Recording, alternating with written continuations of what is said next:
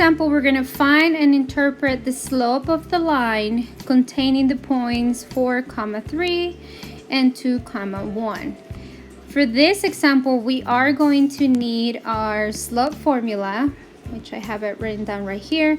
Slope is y2 minus y1 over x2 minus x1. Let's find out where the x2, x1, y2, y1 are coming from.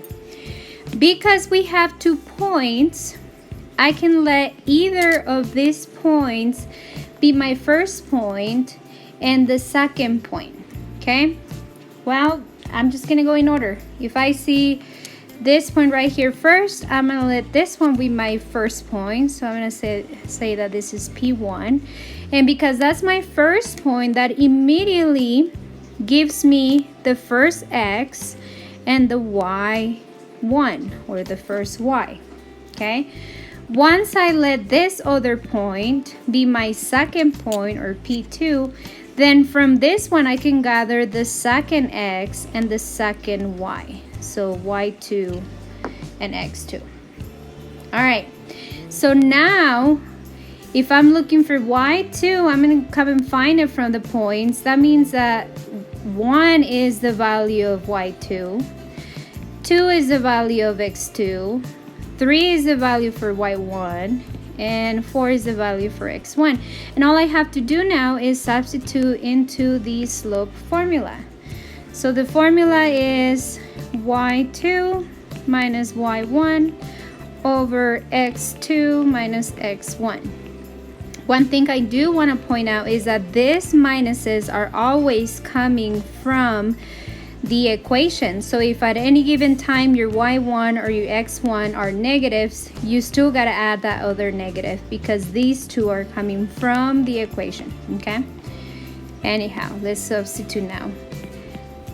This means I need the value of y2. So again, I come and find the value of y2, which is 1, minus the value of y1 over here.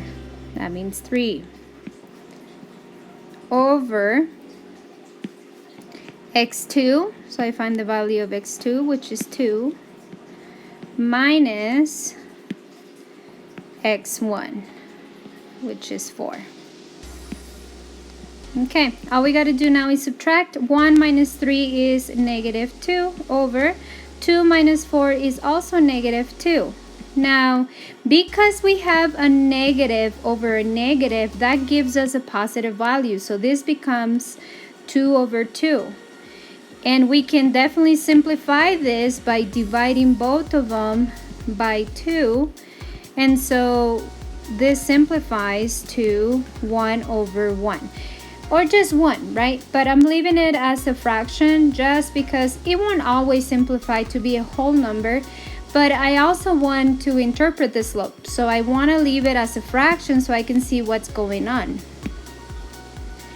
So because we have a positive 1 on the numerator, this means that we would be moving 1 up. And because we have a positive 1 on the denominator, that means that we would be moving 1 to the right. So this slope is continuously moving 1 up, 1 to the right.